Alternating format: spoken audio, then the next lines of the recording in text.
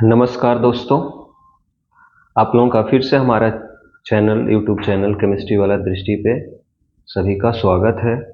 और जैसा कि आप लोगों को पता है कि हर बार जो हम लोग टेस्ट सीरीज जो स्टार्ट करते थे, इस बार भी टेस्ट सीरीज आप लोगों का शुरू हो गया। और ये देख रहे होंगे आप लोगों को यहाँ पे लिखा हुआ टेस्ट सीरीज थर्ड नंबर जो टेस्ट हुआ है उसका सॉल्यूशन जो है अभी आप लोगों के सामने में जाएगा।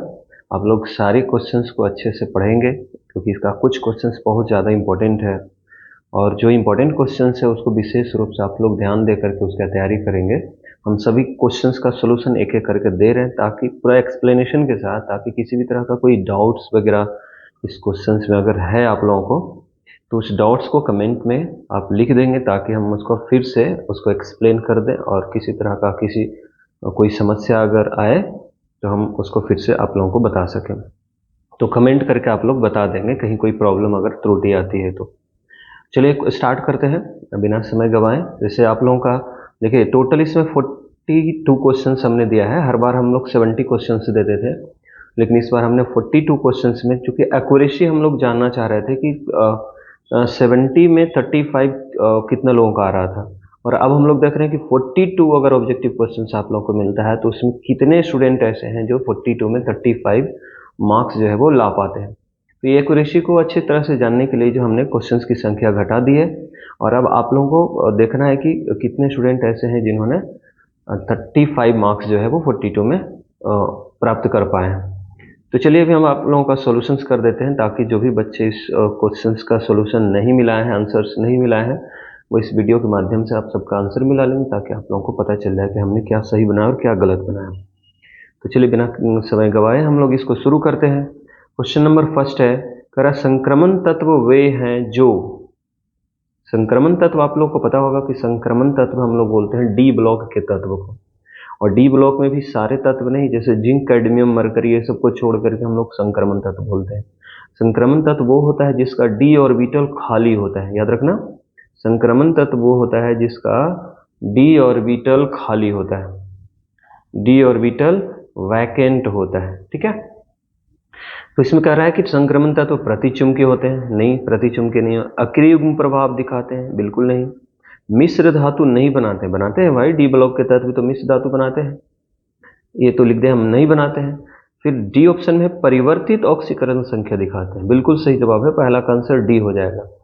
संक्रमण तत्व वो हैं जिसके डी ऑर्बिटल खाली होते हैं और डी ऑर्बिटल खाली होने की वजह से वो परिवर्तित ऑक्सीकरण संख्या दिखाते हैं। उनका ऑक्सीकरण संख्या चेंज होते रहता है यौगिक टू यौगिक, यौगिक बदल देंगे तो उसका ऑक्सीकरण संख्या भी बदल जाता है। तो फर्स्ट का आंसर डी हो गया। दूसरा नंबर क्वेश्चन है, मैग्नीज का कौन सा ऑक्साइड +2 ऑक्सीकरण संख्या दर्शाता है? इसका आंसर डी स्पष्ट है, बिल्कुल मैग्नीज ऑक्साइड है, यहाँ पे देख लीजिए इसमें ही में, चूंकि मैग्नीज ऑक्सीजन के साथ जुड़ा हो इसलिए इसका ऑक्सीकरण संख्या यहाँ पे 2 हो जाएगा। आगे हम लोग बात करें क्वेश्चन नंबर 3 का। 3 नंबर क्वेश्चन कह रहा है कि निम्न में से कौन सा तत्व नहीं है? तत्व देखिए, तत्व जो होता है वो किसी पदार्थ का सबसे शुद्ध रूप होता है, लेकिन यहाँ पूछ रहा है कि कौन तत्व नहीं है? ग्रेफाइट, ग्रेफाइट तो कार्बन से बना हुआ, बिल्कुल ये तत्व है। हीरा भी कार्बन से बना हुआ, ये भी तत्व है।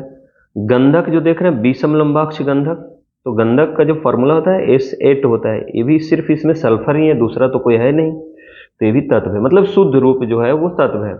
लेकिन ऑप्शन सी में दिया 22 कैरेट सोना। 22 देखिए, शुद्ध सोना जो होता है, गोल्ड जो होता है वो 24 कैरेट होता है, लेकिन यहाँ पे 22 कैरेट दिया, इसका मतलब 2 कैरेट इसमें मिलावट है, और जहाँ मिलावट की बात हो गई वो तत्व नहीं है, याद रखना। तो आंसर हो जाएगा सी, तीसरा का सी। चौथा क्वेश्चन है, तांबा का निष्कर्षण करते समय कौन सा धातुमल बनता है? आप लोगों को पता होगा कि तांबा का जब हम लोग निष्कर्षण करते हैं तो मेन रूप से हम लोग करते हैं कॉपर पाइराइड से, CuFeS2 कॉपर पाइराइड का फॉर्मूला होता है।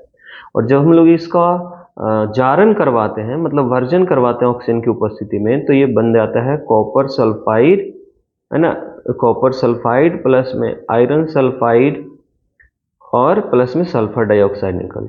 तो ये जो आयरन का जो सल्फाइड बनता है, इसको अलग करने के लिए हम लोग क्या करते हैं, उसमें सिलिका मिलाते हैं, बालू मिलाते हैं, और आयरन सल्फाइड और सिलिका मतलब दोनों मिल करके बनाता है आयरन सिलिकेट, याद रखना, धातुमल के रूप में आयरन सिलिकेट बनता है। क्लियर? क्वेश्चन नंबर अगर हम लोग 5 की बात कर लें, क्वेश्चन नंबर 5 में आप लोग देख रहे हैं कि लिखा हुआ है Fe plus plus. Fe plus plus जो होता है जिसका परमाणु संख्या 26 दिया हुआ है, में डी इलेक्ट्रॉनों की संख्या कितनी है। देखिए Fe पर 2 प्लस, ध्यान दीजिएगा। पहले तो जानते हैं आप लोग कि Fe का परमाणु संख्या 26 होता है। अगर इसका लास्ट इलेक्ट्रॉनिक विन्यास लिखा जाए तो हो जाएगा 4s2 3d6। लेकिन यहाँ पे Fe पर 2 प्लस आ चुका है, तो 2 प्लस का मतलब होता है कि 2 इलेक्ट्रॉन इसमें से बाहर होगा। 2 इलेक्ट्रॉन बाहर कहाँ से होगा, तो सबसे पहले तो 4s से बाहर होगा, मतलब इसका इलेक्ट्रॉनिक विन्यास हो जाएगा 4s0 और 3d6। अब डी में 6 इलेक्ट्रॉन यहाँ पे लास्ट में बच रहे हैं। आपको पता है कि डी में टोटल 5 बॉक्स होते हैं, बट इलेक्ट्रॉन टोटल 6 है। हुंड के नियम से एक एक करके इलेक्ट्रॉन भरेंगे, 1 2 3 4 5 और 6, यानी कि 1 2 3 4 ऐसे इलेक्ट्रॉन डी ऑर्बिटल में बच गए जो बिना जोड़ा के यानी कि अयुग्मित है। यानी कि Fe++ में डी इलेक्ट्रॉनों की संख्या कितनी होगी। याद रखना, अयुग्मित नहीं पूछा है, सिर्फ पूछा है डी इलेक्ट्रॉन केवल। तो डी में टोटल कितने इलेक्ट्रॉन है, 6 इलेक्ट्रॉन, तो आंसर हो जाएगा 6। हाँ, अगर अयुग्मित इलेक्ट्रॉन पूछ देता तो आंसर हम लोग 4 कर देते। तो जैसा क्वेश्चन पूछा उसके हिसाब से आंसर हो जाएगा डी इलेक्ट्रॉनों की संख्या 6। आइए क्वेश्चन नंबर 6 है, क्लोरीन की अभिक्रिया ठंडे NaOH के कराने पर क्या बनता है। याद रखना, क्लोरीन NaOH के साथ 2 कंडीशंस में अभिक्रिया करता है। एक ठंडे NaOH, कभी कभी क्वेश्चंस में दे देगा गर्म और सांद्र NaOH। तो इसके लिए हमने आपको टेक्निक बताया था, अगर ठंडा NaOH है तो बनेगा सोडियम हाइपोक्लोराइड NaOCl, ये ठंडा के कंडीशन में। और अगर गर्म NaOH के साथ करवाता तो बनता सोडियम क्लोरेट NaClO3। लेकिन यहाँ तो ठंडे की बात कर रहा है, तो यानी कि NaOCl आंसर हो जाएगा 20 का। 6 नंबर क्वेश्चन का आंसर हो जाएगा बी, सोडियम हाइपोक्लोराइड इसको हम लोग बोलते हैं। क्वेश्चन नंबर 7 है, रिंग टेस्ट में भूरा रंग का यौगिक कौन सा बनता है। देखिए, रिंग टेस्ट जब होता है, आपको पता है कि रिंग टेस्ट मेन रूप से जो है वो नाइट्रेट की जांच के लिए की जाती है, और उसमें जो एक कम्प्लेक्स कंपाउंड यानी कि जो भूरे रंग का जो यौगिक जो बनता है वो है पेंटा एक्वा नाइट्रोसोनियम फेरस सल्फेट। देखिए, नाइट्रोसोनियम एक्वा बोल रहा है, एक्वा मतलब जल हो गया, फेरस सल्फेट तो है, ऑप्शन सी हो जाएगा। तो 7 नंबर का आंसर हो गया सी। ये याद रखिएगा, नाइट्रेट की जांच के लिए हम लोग ब्राउन रिंग टेस्ट जो है, इसमें भूरा रंग परीक्षण जो है वो किया जाता है। ठीक है, अब आइए क्वेश्चन नंबर 8 है, अक्रिय गैसों की आयनन ऊर्जा बहुत अधिक होती है, क्योंकि अक्रिय गैस अस्थायी है, तो उसमें से इलेक्ट्रॉन अगर निकालने जाइएगा तब तो भाई बहुत आपको मुश्किल मतलब काम करना पड़ेगा, बहुत दिक्कत होगा आप लोगों को काम करने में, वहाँ से इलेक्ट्रॉन को निकालने में। इसलिए उसकी जो आयनन ऊर्जा होता है ना, बहुत अधिक होती है ना। चलिए क्वेश्चन नंबर 9 है, निम्न में क्या नहीं बनता है। याद रखिएगा, निम्न में क्या नहीं बनता है, तो हीलियम 2 नहीं बनता है। हीलियम कभी दूसरे हीलियम के साथ बंधन बनाता ही नहीं है, तो हीलियम 2 नहीं बनता है ना। बाकी आप सबको पता है कि अक्रिय गैस जितने भी हैं वो किसी के साथ जल्दी बंधन नहीं बनाते, तो हीलियम 2 लिखे, मतलब हीलियम के बीच बंधन यहाँ बढ़ रहा है He, जो कि संभव नहीं है, इसलिए नहीं बनता है। क्वेश्चन नंबर 10, BrF3 की आकृति होती है, ये आपको पता होगा, BrF3 की आकृति टी आकार की होती है ऐसे। ठीक है, BrF ये हो गया, F हो गया, F हो गया और ये F हो, बिल्कुल टी आकार, थोड़ा सा बंकित टी होता है, क्योंकि इसके पास 2 लोन पेयर होता है। आप निकाल के देखे होंगे, प्रसंक्रिय निकाले होंगे इसका, तो इसके पास 7 इलेक्ट्रॉन हो गया, और इधर 7 21 21 7 28 इलेक्ट्रॉन हो गया। 28 में भाग दिए होंगे 8 से, 8 × 24, 4 इलेक्ट्रॉन शेष बच गया। 4 इलेक्ट्रॉन शेष बचने का मतलब है 2 लोन पेयर, वही जो 2 लोन पेयर होता है वो इस टाइप से होता है। ठीक है, इसलिए मेन तो हम लोग आकृति जो निकालते हैं परमाणु के हिसाब से निकालते थे, 2 परमाणु ऐसे, 1 परमाणु ऐसे, इसलिए इसको हम बोलते हैं बंकित टी आकार। बस वहां पे कोई ऑप्शन था नहीं, बंकित नहीं लिखा था, इस आंसर इसका टी आकार हो गया। 11 नंबर क्वेश्चन, H2O एक लिगेंड है, बताइए H2O कैसा लिगेंड है। आप लोग बताइएगा, H2O कैसा लिगेंड है। मोनोडेंटेड लिगेंड है, 1 लोन पेयर देने वाला लिगेंड है। तो 11 का आंसर हो गया ए, मोनोडेंटेड लिगेंड है। कौन बाइडेंटेड लिगेंड है। देखिए, H2O मोनोडेंटेड लिगेंड है, साइनाइड मोनोडेंटेड लिगेंड है, अमोनियम मोनोडेंटेड लिगेंड, लेकिन इथिलीन डाइएमीन जो है, आपको पता होगा, जिसको शॉर्ट में हम लोग EN भी बोलते हैं, सो EN जो है वो बाइडेंटेड लिगेंड है। इसका फॉर्मूला आपको पता हो, पूरा नाम इथिलीन डाइएमीन, मतलब ऐसा होता है CH2NH2 CH2NH2, क्योंकि इसके पास देखिए दो को लोन पेयर, 1 लोन पेयर यहाँ है, 1 लोन पेयर है, इसलिए दो को लोन पेयर जो है एक साथ में किसी भी केंद्रीय धातु को एक बार में डोनेट कर सकता है, इसलिए इसको हम लोग बाइडेंटेड लिगेंड के नाम से जानते हैं। क्लियर। क्वेश्चन नंबर 13 हो गया। क्वेश्चन नंबर 13, K2ZnOH होल 4 में Zn का इफेक्टिव एटॉमिक नंबर। देखिए बहुत इंपॉर्टेंट क्वेश्चन, ये सब एग्जाम के लिए ध्यान में रखिएगा। इफेक्टिव एटॉमिक नंबर पूरा ऐसे हिंदी में इसको बोलते हैं प्रभावकारी परमाणु संख्या। तो दोनों में से कुछ भी करके पूछे, आप लोगों को करना क्या है, पता कर लेना है कि पहले इसमें जिंक का परमाणु संख्या कितना होता है। जिंक का परमाणु संख्या होता है 30। इसका मतलब इसके पास अपना इलेक्ट्रॉन के वो था 30 गो। 4 गो लिगेंड है तो 4 दूना 8 इलेक्ट्रॉन इसको लिगेंड से मिला, मतलब 30 प्लस 4, सॉरी 4 दूना 8 कितना हो गया 38 इलेक्ट्रॉन हो गया। लेकिन जब इसका ऑक्सीकरण संख्या आप निकालिएगा Zn का, तो देखिए कैसे निकल गया है, 2 में से 4 गया 2, माने Zn पर 2 प्लस आ जाए। जिंक पर 2 प्लस आने का मतलब है जिंक ने अपना 2 इलेक्ट्रॉन त्याग कर चुका है, रिलीज कर चुका है, तो 2 इलेक्ट्रॉन इसमें से घटा दीजिए, हो जाएगा 38 माइनस 2 यानी कि 36। यहाँ पे Zn का जो इफेक्टिव एटॉमिक नंबर है वो यहाँ पे 36 हो जाएगा। 13 का आंसर हो जाएगा ए। अब आइए हम लोग 14 की बात कर लें। तो 14 में है, क्वेश्चन है कौन होमोलेप्टिक यौगिक है। कौन होमो का मतलब होता है सेम, एक टाइप का। तो वैसा समन्वय यौगिक, वैसा जटिल यौगिक जिसमें केंद्रीय धातु के साथ सब एक तरह का लिगेंड जुड़ा हुआ रहे, उसको हम लोग होमोलेप्टिक करते हैं। ये देखिए अलग अलग टाइप का, तो ये होमोलेप्टिक नहीं है, ये भी होमोलेप्टिक है।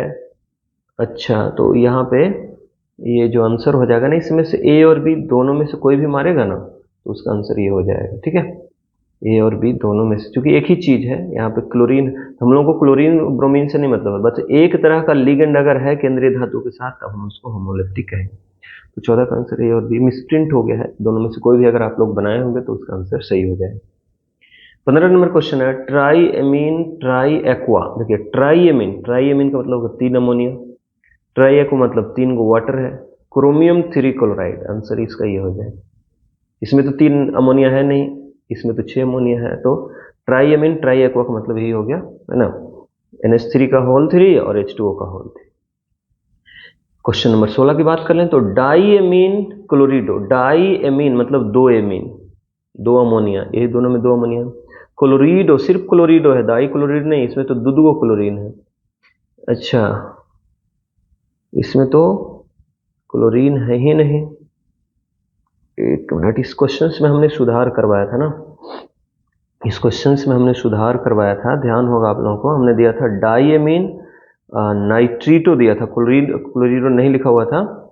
Die amine nitrito N platinum 3 है ना, ध्यान दीजिएगा, आप लोगों को लिखाए थे क्लास में, करवा दिए थे इसमें चेंजिंग, ये यहाँ पे क्लोरिडो नहीं होगा, इसका आंसर हो जाएगा ये डाई एमीन नाइट्रीटो एन है ना प्लेटिनम 3 क्लोराइड। तो 2 और ये 1 3 हो गया, यानी कि 16 का आंसर हो गया अब बी। 17 की अगर हम बात करें तो 17 में लिखा हुआ आयरन 3 मतलब इसका वैलेंसी 3 होना चाहिए इधर, हेक्सासाइनोफेरेट 2, तो 3 वाला देख लेते हैं भाई कौन सा है 3, इसमें कौन सा है। आयरन 3 की बात करें तो चलिए आयरन 3 हो गया, यहाँ पे देखिए आयरन का वैलेंसी 3, तो यहाँ 3 हो गया, इसका आंसर बी हो जाएगा। ये बहुत इंपॉर्टेंट है एग्जाम के लिए, याद रखिएगा।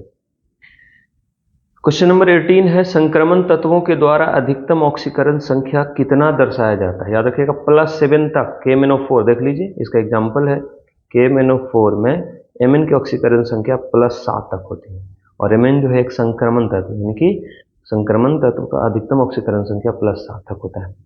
क्वेश्चन नंबर 19 है कौन द्वितीय संक्रमण श्रेणी का तत्व है। देखिए जिंक, स्कैंडियम से लेके जिंक तक, स्कैंडियम कॉपर जिंक ये सब, मतलब 21 से लेके 30 तक जो है वो प्रथम संक्रमण श्रेणी का तत्व है। इसके बाहर में जो भी आ गया वो द्वितीय संक्रमण श्रेणी का आ जाएगा, मतलब 39 से लेके 48 तक, 39 से 48 तक जो वो द्वितीय संक्रमण श्रेणी का है। तो देखिए सिल्वर का 47 होता है, यानी कि द्वितीय संक्रमण का है, तो 19 का आंसर बी हो जाएगा। 20 का देखें किसका चुंबकीय गुण सबसे अधिक होगा। चुंबकीय गुण मतलब जिसमें अयुग्मित इलेक्ट्रॉन की संख्या ज्यादा होगी उसका चुंबकीय गुण भी सबसे ज्यादा होता है।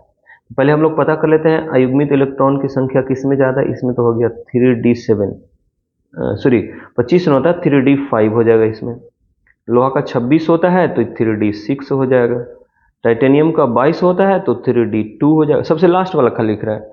और क्रोमियम का 2 होता है, +2 है ना, तो क्रोमियम का होता है 3D5, तो एस में से एक इलेक्ट्रॉन गया, 3D4 हो जाएगा इसका। अब हम लोग पता कर लेते हैं कि भाई किसमें युग्मित इलेक्ट्रॉन की संख्या ज़्यादा है। देखिए डी में 5 इलेक्ट्रॉन है, डी में 5 को बॉक्स भी होता है, इसलिए सिंगल सिंगल सिंगल सिंगल 5 में कब इलेक्ट्रॉन होगा, सबसे अधिक चुंबकीय अवघूर्ण इसी का होगा, क्योंकि एक फार्मूला होता है चुंबकीय अवघूर्ण निकालने का, आप लोगों को पता होगा, √n/n+2 करके, जहाँ n जो है वो अयुग्मित इलेक्ट्रॉन की संख्या, अनपेयर्ड इलेक्ट्रॉन, तो सबसे ज़्यादा अनपेयर्ड इलेक्ट्रॉन मैग्नीज में होगा। तो 20 का आंसर हो गया ए। अगर हम बात करें 21 का, तो 21 में जरा सा आप देख लीजिए, 21 में कह रहा है किसमें Mn++ का तुल्यांकी भार उसके अनुभार का आधा हो जाता है। आधा होने का मतलब ऑक्सीकरण संख्या 2 से चेंज हो जाना। 2 से किस में चेंज हो रहा है, तो पहले तो Mn पर प्लस था, अब आप देख लीजिए कि +2 से +4 कहाँ हुआ है, तो ये देखिए MnO2, यहाँ पे Mn का ऑक्सीकरण संख्या +4 हो जाएगा, मतलब 2 से चेंज हुआ, जितना से चेंज होता है उतना से भाग दे दिया जाता है, ठीक है।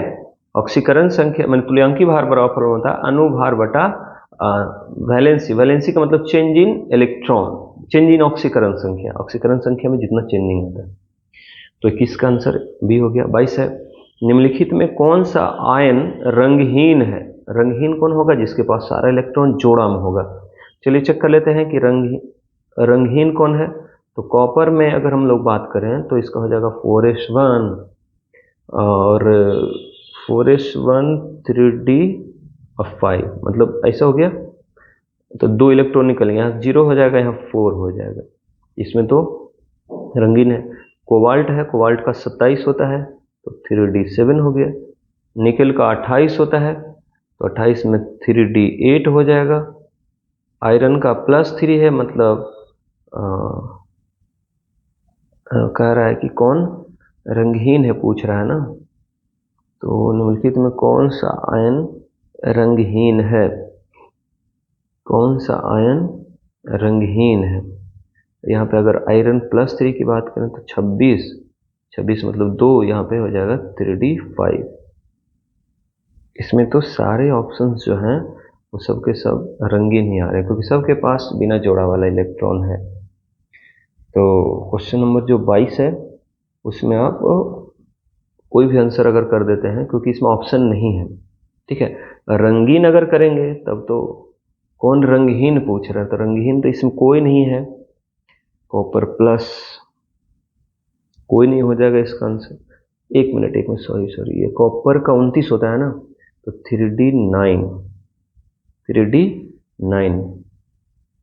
मतलब यहाँ पे कॉपर पर +1 हो जाएगा तो 3D10 हो जाएगा, यही आंसर हो जाएगा, ठीक है। लेकिन एक प्लस होगा यहाँ पे, कैसे वो समझ में आया। देखिए कॉपर का 29 होता है, तो गलती से इसमें 24 देख लिए, तो 29 होता है। 29 का हम लोग कैसे लिखेंगे, 4s1 और 3D10, ठीक है। एस में से एक इलेक्ट्रॉन चला गया तो 29 हो गया। 29 में से एक प्लस अगर हम लोग कर देंगे तो एस वाला इलेक्ट्रॉन निकल जाएगा। डी में अभी भी 10 गो इलेक्ट्रॉन पूरा जोड़ा में, इसमें सारा का सारा इलेक्ट्रॉन जोड़ा में होता है, वही तत्व जो है वो रंगहीन होता है।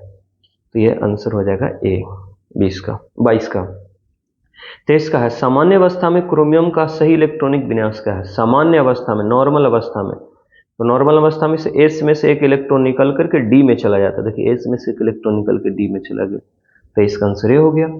24 है, स्टील किसका मिश्र धातु है। आयरन, मैग्नीज और कार्बन, याद रखेगा, आयरन, मैग्नीज और कार्बन होता है स्टील में। 25 है, 25 है, Zn++ में अयुग्मित इलेक्ट्रॉन की संख्या कितनी होगी।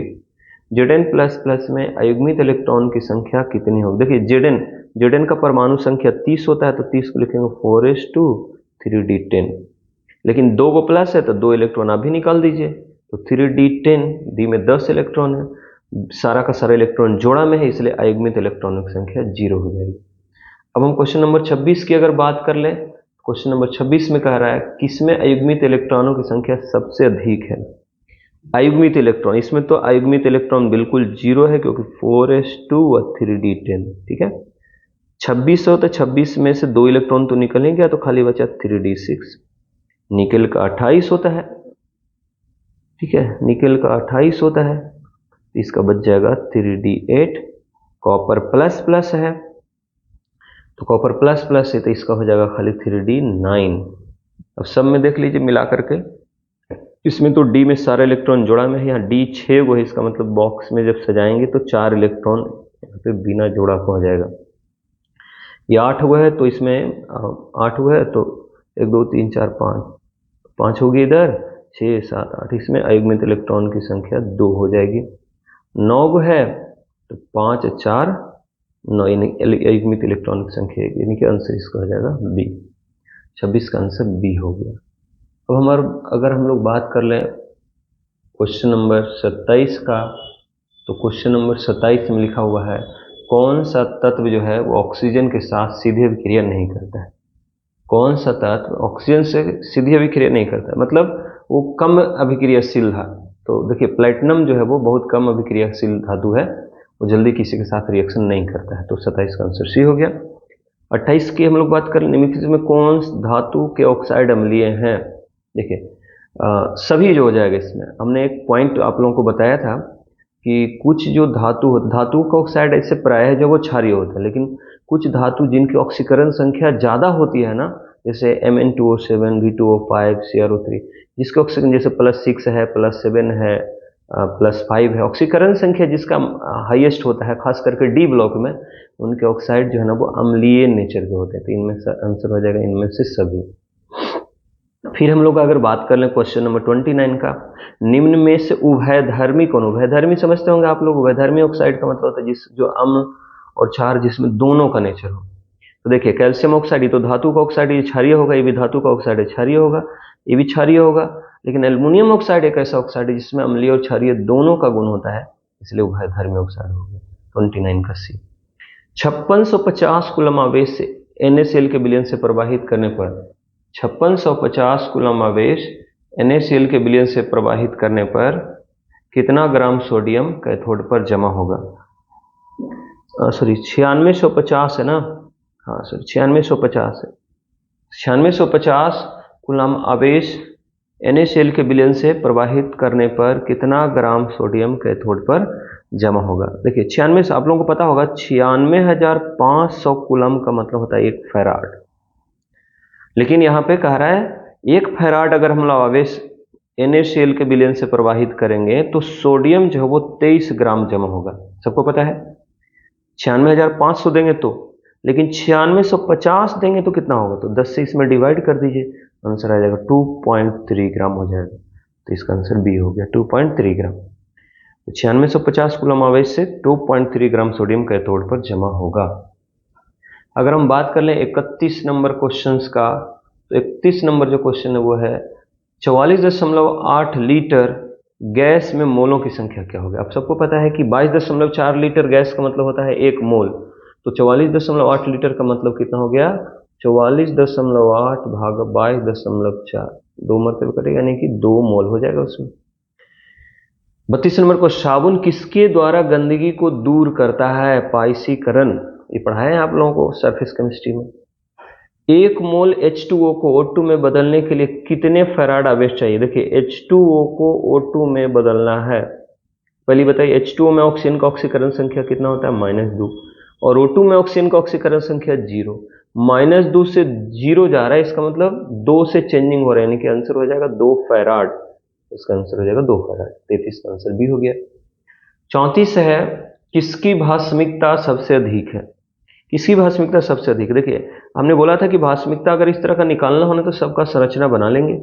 जैसे H3PO4 है, अगर यहाँ पे हम ऐसे बताए थे कि एक ऑक्सीजन ऐसे डबल बॉन्ड से जोड़ दीजिएगा, और यहाँ पे ऑक्सीजन 4 है ना, तो उसमें एक ऑक्सीजन तो हो गया, एक ऑक्सीजन को इधर OH के रूप में, दूसरा OH के रूप में, तीसरा भी OH के रूप में, 3 ऑक्सीजन यहाँ पे देखिए हाइड्रोजन के साथ जुड़ा हुआ, इसलिए भास्मिकता इसकी 3 होगी। बाकी भास्मिकता, इसका जो भास्मिकता है वो 1 होगा, इसका 2 होगा, इसका 3 होगा, इसका 2 होगा, तो सबसे ज्यादा इसी का है। क्वेश्चन नंबर 35 है, डीएनए में क्या उपस्थित नहीं हो। देखिए डीएनए में 4 तरह के क्षार होते हैं, एडेनिन, गुआनिन, साइटोसिन और थाइमिन। एडेनिन, गुआनिन, साइटोसिन और थाइमिन, ठीक है, 4 तरह के क्षार होते हैं, लेकिन यूरासिल नहीं होता। यूरासिल सिर्फ और सिर्फ आरएनए में होता है। ये आपका डीएनए में कौन उपस्थित नहीं है, तो यूरासिल नहीं है, आंसर ये हो जाएगा। 36 नंबर क्वेश्चन है, कौन एलाइलिक हैलाइड है? आप लोग को पता होगा एलाइलिक का मतलब जैसे बोले मैंने डबल बॉन्ड वाले कार्बन के जस्ट बगल में जो कार्बन है उसी पर कोई ना कोई हेलोजन ग्रुप जुड़ा है, ब्रोमीन या कोई भी। तो हम लोग जरा सा देख लेते हैं इसको। अगर हम लोग बात कर लें क्वेश्चन नंबर 36 के ऑप्शंस का, क्वेश्चन नंबर 36 में था कौन एलाइलिक हैलाइड है? तो आपको देख रहे होंगे ऑप्शन फर्स्ट में आप लोगों को मिल गया होगा। देखिए कार्बन कार्बन के बीच में डबल बॉन्ड है, डबल बॉन्ड के जस्ट बगल वाले कार्बन के साथ जो है एक ब्रोमीन जुड़ा हुआ, हेलोजन जुड़ा हुआ, इसलिए इसका आंसर ए हो जाएगा। 36 का आंसर ए हो गया, एलाइलिक हैलाइड। ए विनाइलिक बोलता तो विनाइलिक ये हो जाता, बी हो जाता। बेंजाइलिक एराइलिक बोलता तो सी हो जाता, और बेंजाइलिक बोलेगा तो डी हो जाएगा। देखिए हेलोजन जिस कार्बन से जुड़ा हो उसके जस्ट बगल में बेंजीन है तो बेंजाइलिक हो गया।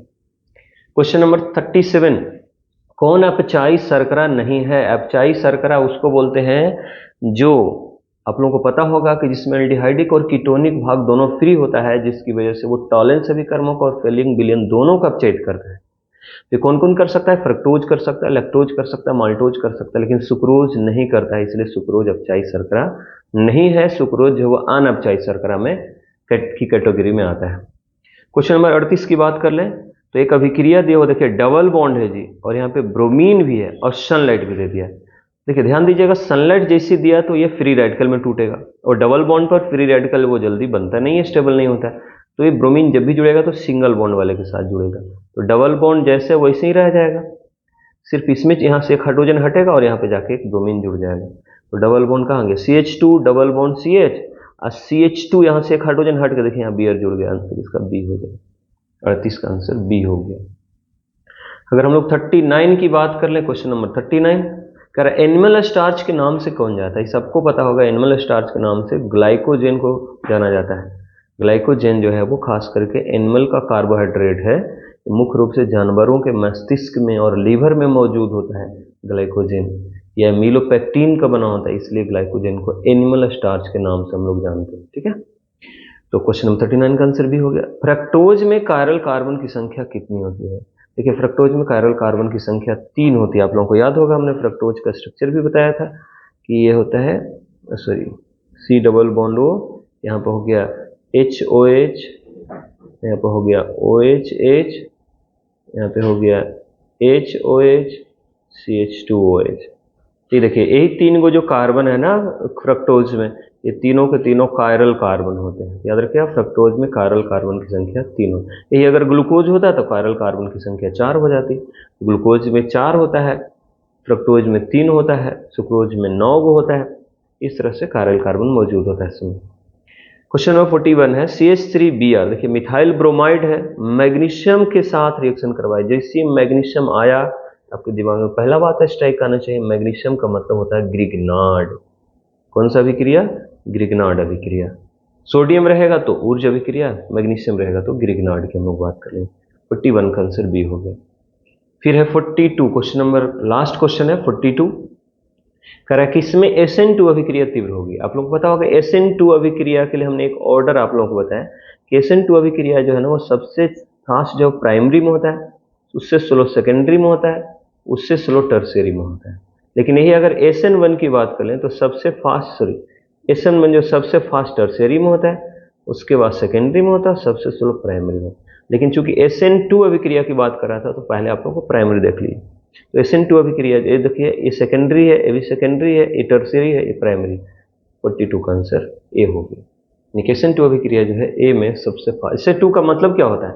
SN2 का मतलब होगा कि एक ग्रुप जुड़ेगा और एक हटेगा, ये दोनों का दोनों प्रोसेस जो वो एक साथ चलेगा। तो वो प्रोसेस कब एक साथ चलेगा? जब इधर से हटने वाला एकदम बिल्कुल फ्री हो, आसानी से हट जाए, जुड़ने वाला आसानी से जुड़ जाए, वैसे रिएक्शंस में SN2 अभिक्रिया फास्ट होती है। इसलिए SN2 अभिक्रिया किसमें फास्ट होगी? ए में। चलिए, तो इस तरह से आप लोगों को 42 क्वेश्चंस का आंसर दे दिया गया है। किसी भी क्वेश्चंस में अगर कोई डाउट होगा तो आप लोग कमेंट करके जरूर बताइएगा, हम लोग उसमें सुधार करने का कोशिश